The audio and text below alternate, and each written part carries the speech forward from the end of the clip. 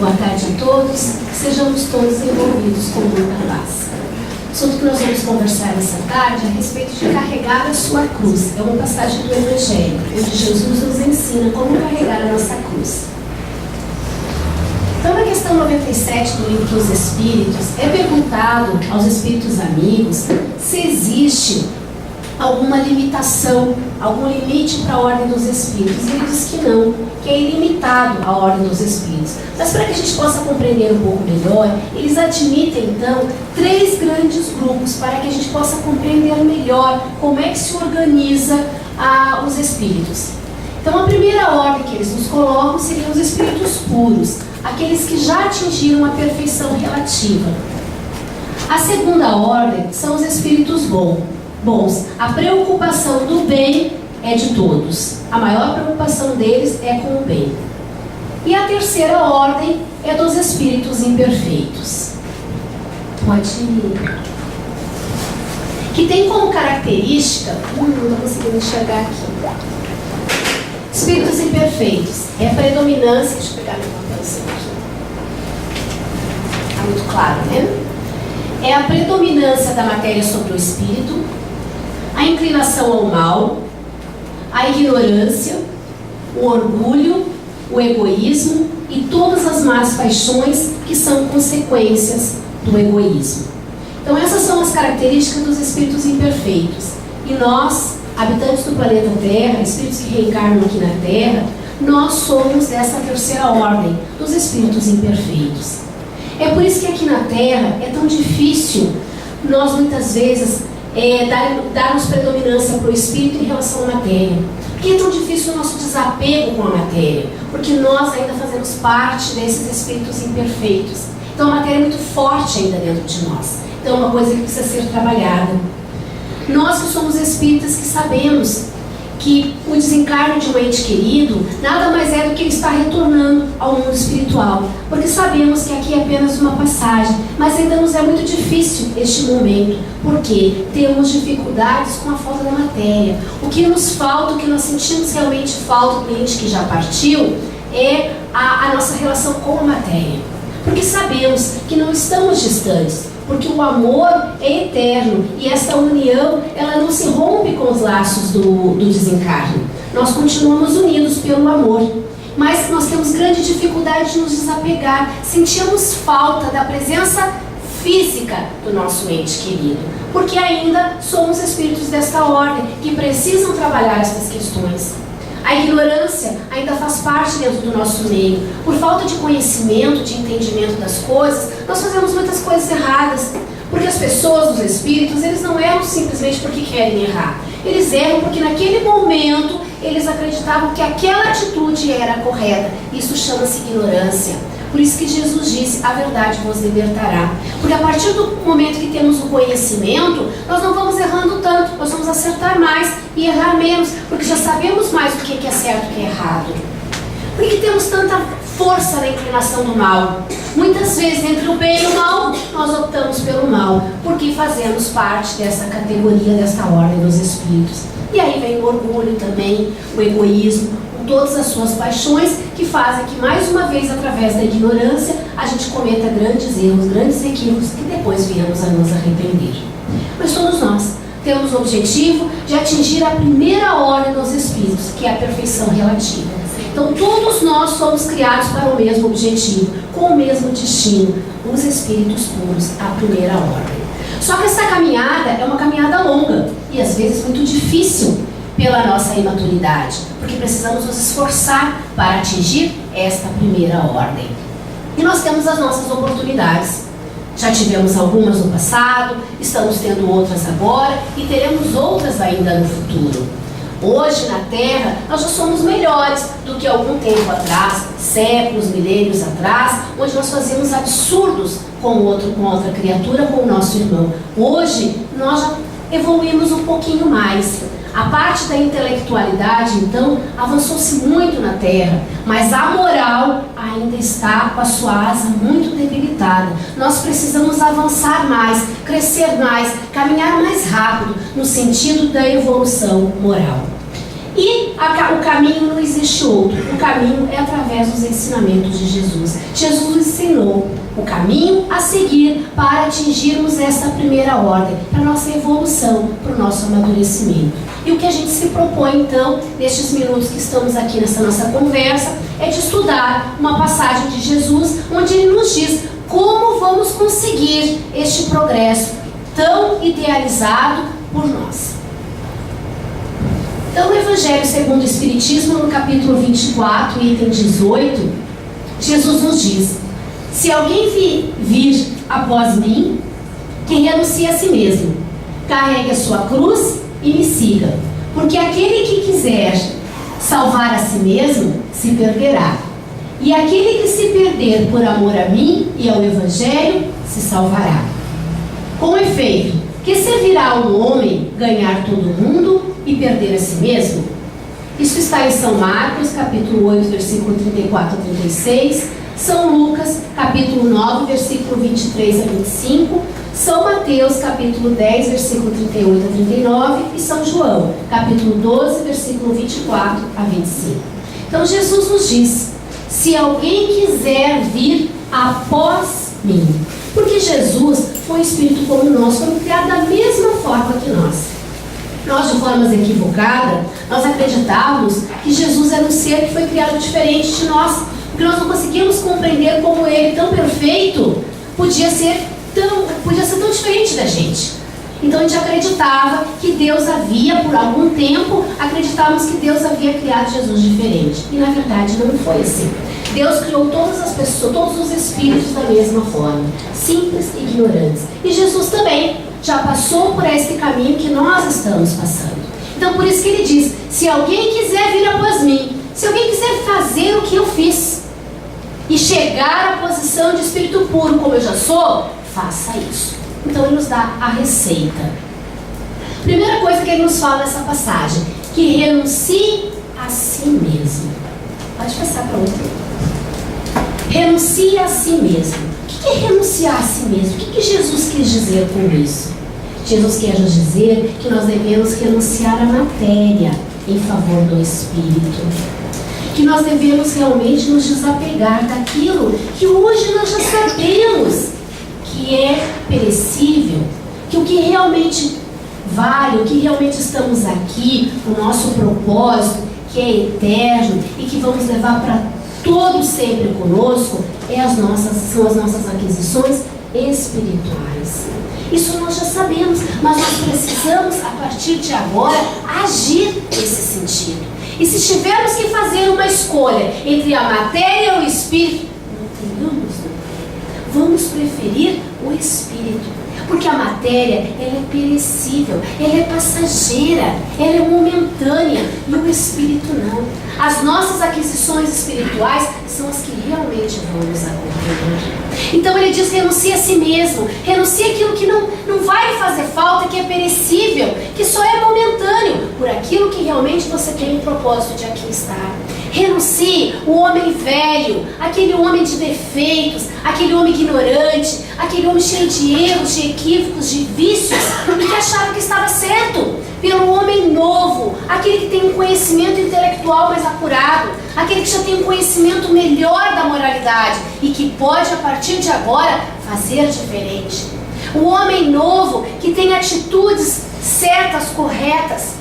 O homem novo que sabe que os seus vícios devem ficar para trás e que nós precisamos fazer uma aquisição de virtudes, que precisamos substituir os nossos vícios por virtudes. Ele nos diz: renuncie o mal que existe ainda dentro de você na sua natureza do bem. Porque você é filho de Deus e como filho de Deus a sua natureza é do amor, é do bem, não é da maldade ou do mal.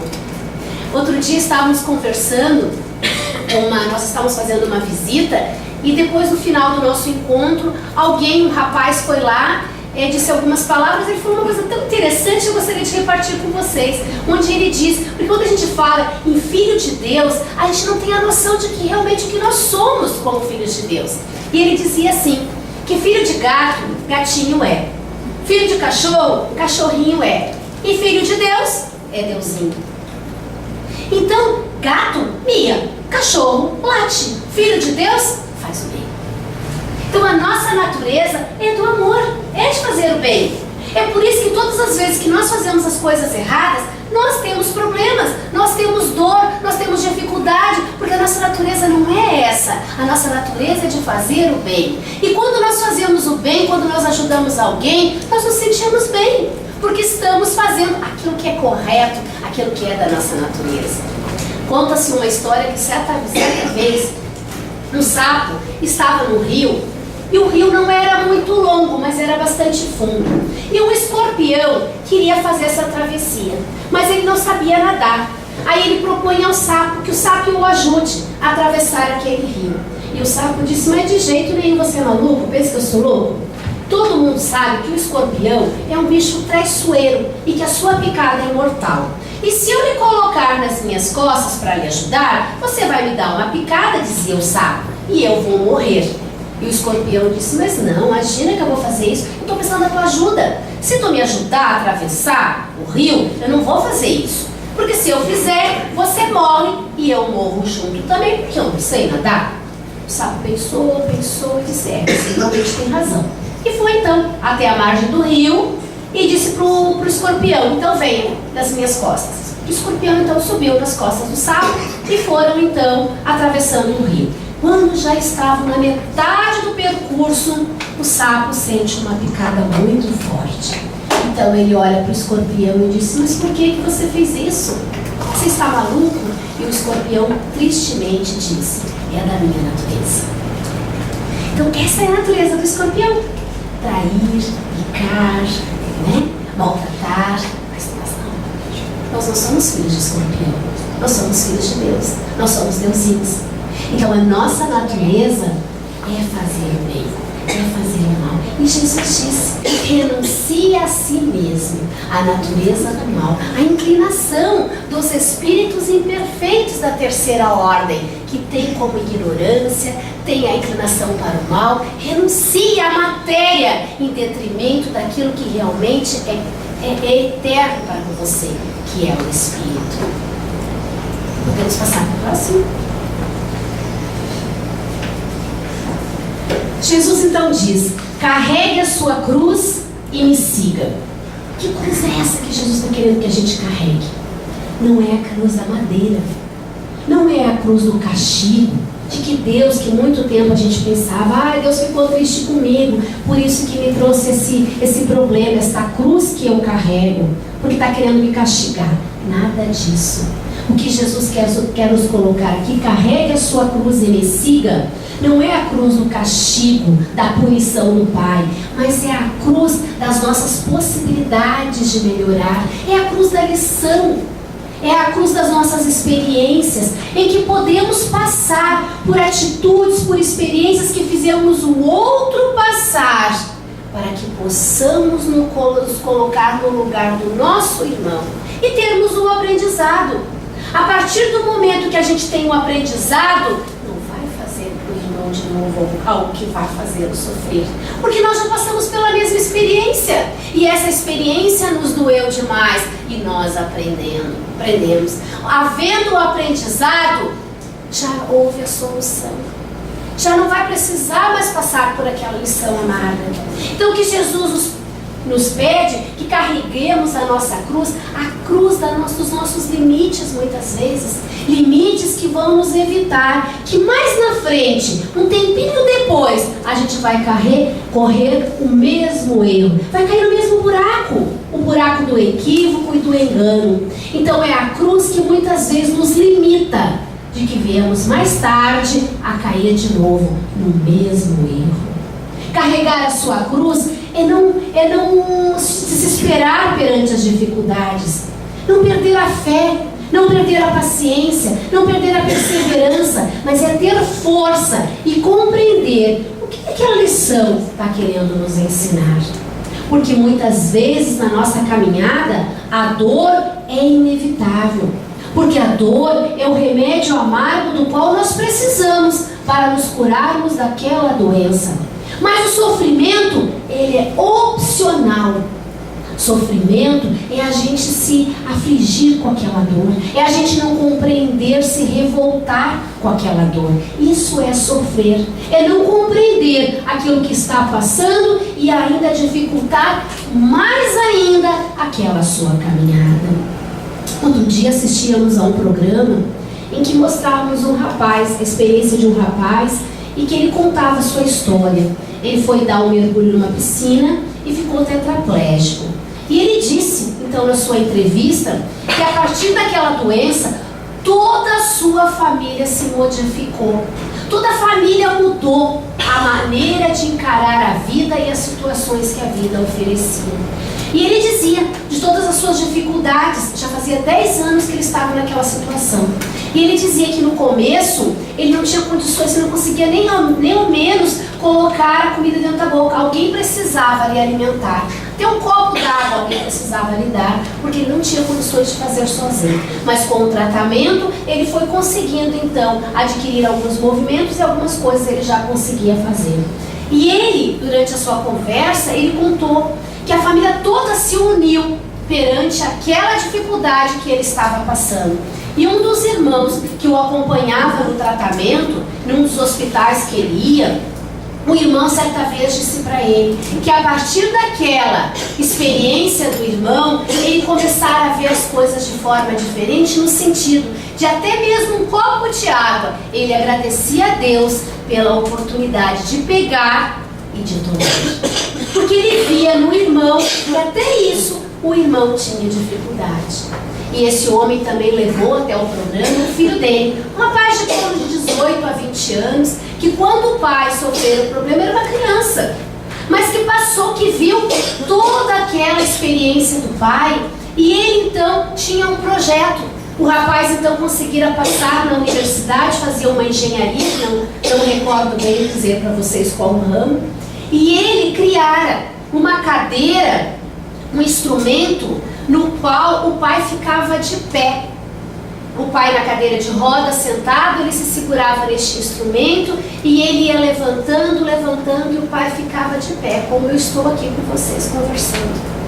E ele conseguiu inventar esse instrumento que ajudava na vida do pai e poderia beneficiar tantas pessoas que estavam passando pela mesma experiência do pai, facilitando a sua cruz, a sua dificuldade, a sua experiência, a sua lição, através do benefício da ajuda de outras pessoas. E o pai dizia: eu fico feliz por ver um jovem se preocupando em ajudar os outros. Vejam, o pai não disse assim, eu fico feliz porque ele fez alguma coisa que me ajudou. Mas o pai disse: um jovem preocupado com os outros. É o que Jesus disse. Renuncie à matéria em favor do Espírito. Aquilo que você realmente tem de valioso e de perecível e que nunca vai lhe abandonar. E o médico que estava no programa disse o quanto que era benéfico essa invenção deste rapaz, porque ajuda o deficiente em muitas formas. Era alguma coisa ainda muito rudimentar, mas já tinha a ideia básica, já tinha o começo, que precisava então se aprimorar com recursos financeiros que talvez eles fossem conseguir. Mas houve toda uma família se mobilizando em torno de uma experiência de uma pessoa, mas modificou toda uma estrutura familiar. E é isso que as lições vêm fazer na nossa vida. Elas vêm modificar toda a estrutura daquelas pessoas que ali convivem, para que a gente faça melhor, para que a gente modifique, para que a gente aproveite melhor as oportunidades que a vida nos oferece. Então as cargas, as cruzes, as dificuldades, as lições que nós temos, não são castigos, não são punições, são oportunidades para que possamos ser melhor. Porque o objetivo é a nossa melhora, sim. Mas muitas vezes nós só conseguimos esse objetivo através de muito esforço, de algo que nos exija muito. É por isso que a vida então nos oferece as lições amargas e um remédio bastante difícil ainda para a nossa doença. E Jesus disse: porque aquele que quiser salvar a si mesmo se perderá. Jesus quer nos dizer que muitas vezes nós que ainda somos muito apegados à matéria, nós damos um valor excessivo a essa matéria. E aí então achamos que para sermos felizes, nós precisamos ter as coisas que a matéria nos compra. Dinheiro, luxo, poder, viagens. E tem algumas pessoas que é comum ainda a gente escutar as pessoas dizerem assim: ah, mas a gente precisa aproveitar a vida, porque a vida é curta. Realmente ela é curta e a gente realmente precisa aproveitar. Mas o enfoque que as pessoas dão no aproveitar não é verdadeiro, é equivocado, é enganoso. Elas dão o enfoque de aproveitar as coisas da terra, em festas, em viagens, em mordomias, e uma vida sem dificuldades. E no entanto, aproveitar a vida é a gente aproveitar sim as oportunidades que nós temos aqui de fazer o melhor. Se hoje eu tenho facilidade de pegar um copo de água e tomar sem dificuldade, nem percebo quantas vezes faço isso por dia, que eu consiga compreender que existem pessoas que não conseguem fazer. E nós podemos ajudar essas pessoas que não conseguem a facilitar essa lição dela. Existem outras coisas também que a vida vai nos mostrando, facilidades que nós temos. Porque hoje nós conhecemos, nós sabemos como é que é a nossa vida. Às vezes ela não é aquilo que nós, crianças imaturas, gostaríamos de ter. Mas com certeza é o melhor do que nós realmente merecíamos ter. Então aproveitemos esta oportunidade de hoje que nós já conhecemos, para que possamos dar frutos dessas nossas oportunidades. Possamos fazer o melhor, para que amanhã, quando a vida nos oferecer cruzes mais difíceis, dificuldades mais difíceis, quem sabe uma dificuldade até mesmo para pegar um copo, em que nós já possamos ter conseguido fazer a nossa trilha, a nossa caminhada de flores e não de espinhos, de prazer, de alegria e não de dores. As escolhas são nossas. Nós espíritas somos bastante malandrinhos, porque muitas vezes nós dizemos assim: ai, determinada coisa, isso é muito difícil. A gente diz: ai, essa eu não consigo, vou deixar para a próxima encarnação. Será a próxima encarnação? Sim, teremos outras oportunidades, mas será que vou conseguir fazer? Será que na próxima encarnação vou ter um sublime peregrino que vai me receber de braços abertos? Será que vou ter uma casa de oração com um arzinho gostoso, em que eu possa escutar a palavra de Jesus? Será que vou conseguir vir para esta casa andando, caminhando? Será que vou conseguir sentar na cadeira sem sentir dores pelo meu corpo todo? Enfim, como será o futuro nós não sabemos, que vai depender do presente. Então façamos o melhor hoje aqui, sem preguiça, com perseverança. Fazer por fazer, que é a nossa natureza do bem. Não fazer pensando no que o outro vai dizer. Não fazer esperando que o outro nos agradeça pelo que a gente fez. Mas fazer porque é da nossa natureza, como pãozinhos que somos, a natureza do amor. E tem um livro do Contos e Apólogos do Irmão X, que ele conta uma experiência, um caso bem parecido do que esse que eu estou falando para vocês. E eu vou ler para que a gente não fuja realmente da mensagem do livro.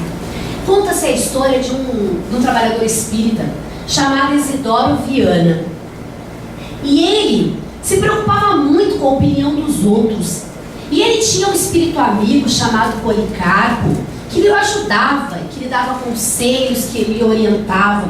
Mas o Isidoro era muito insatisfeito. Estava sempre reclamando de alguma coisa. Certa vez ele estava muito chateado, porque a respeito dos trabalhos voluntários dos quais ele fazia, ele achava que as pessoas eram muito incompreensivas. As pessoas não agradeciam, não entendiam tudo aquilo que ele fazia pelos outros. Então ele pega e fala para o seu espírito amigo que se ele se demorava muito em alguma coisa, as pessoas chamavam-no de tardio. Se ele se decidisse logo por fazer o bem, ele era afoito. Em outra ocasião ele dizia: se rendo culto à gentileza, dizem que sou explorador da confiança alheia. Se procuro me isolar, ele diz, para mais bem executar a minha tarefa, dizem que sou orgulhoso. Depois de muitas semanas dessa mesma ladainha, dele reclamando para o espírito Policarpo, O que eu realmente desejo é uma orientação decisiva contra os ataques indébitos, ele disse ao Espírito. O Espírito então diz o seguinte: vou lhe dar um remédio. A única medida aconselhável é a paralisia da consciência. Tome meio quilo de anestésicos por dia, descanse o corpo em poltronas e leito, durma o resto da existência, despreocupe-se de todos os seus deveres, fuja a aspiração de elevar-se, resigne-se à própria ignorância e colhe-se a ela, tanto quanto a ostra se agarra ao penedo. E desde que você se faça completamente inútil, por mais nada a fazer, a crítica baterá em retirada. Experimente e verá. Depois então deste conselho, deste remédio, Isidoro Viana começou a colaborar sem resmungar, sem perguntar, sem achar que as pessoas não compreendiam. E o livro então diz pra gente: quem sabe as dificuldades que nós temos não estão dando as oportunidades de nós nos provar a nossa perseverança no bem. Então, quando a gente faz o bem, nós não precisamos esperar que os outros compreendam, que os outros elogiem, que os outros nos agradeçam. Nós fazemos o bem porque é a nossa preocupação fazer o bem. Somos da natureza do bem. Somos filhos de Deus. Então, todas as vezes que fazemos algo errado, fugimos da nossa natureza, que é amar. Então, lembremos então dessa conversa do Isidoro, desse espírita, e todas as vezes que tivermos vontade de fazer alguma coisa, ou fizermos e acharmos que o outro não foi grato o suficiente, pensemos: mas o outro não tem obrigação nenhuma de agradecer a nada. Eu estou fazendo a minha função, independente do que o outro pense ou não. Então, aquele que quiser salvar a si mesmo se perderá. Se preocupar apenas com as coisas da matéria, com os agradecimentos daqui, terá dificuldade, sim, se perderá. Próximo. E Jesus diz: aquele que se perder por mim e ao Evangelho se salvará. Jesus é o nosso modelo, é o nosso guia, é o espírito mais evoluído que já esteve aqui no planeta Terra. E ele não veio como pensávamos antigamente para resolver os nossos problemas, passar uma borracha em tudo que a gente fez de errado e a partir de então ser diferente só porque Jesus esteve por aqui. Não. Jesus, o seu objetivo foi o de nos guiar, de ser um modelo, de ser o nosso exemplo. Ele veio dizer como a gente deve viver. Jesus não precisava passar pelo que nós estamos passando. Quando ele esteve aqui na Terra, ele não precisava disso.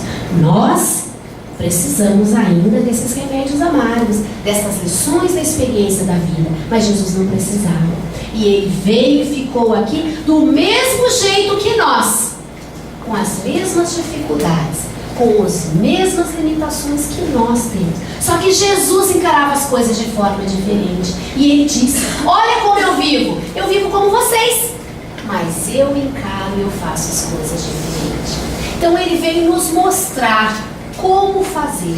Então aquele que segue o Evangelho de Jesus se salvará, porque vai evoluir mais rápido, vai amadurecer mais rápido, não vai ter tantos problemas e tantas dificuldades. Jesus é o nosso modelo, é o nosso guia, é o nosso exemplo, é aquele do qual nós devemos sempre nos espelhar.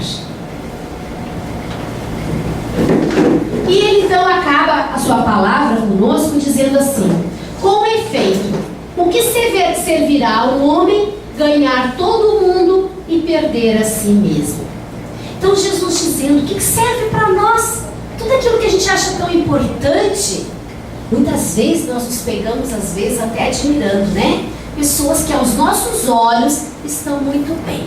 O que é estar bem? É ter uma posição social boa, poder, enfim, aquilo que nós almejamos, aquilo que nós, de forma imatura, acreditamos que seja o ideal, que seja a felicidade. E somos tão imaturos, tão bobinhos, que não percebemos que o tempo inteiro temos exemplo que não é isso que traz a felicidade. Porque se fosse, não tinha problema.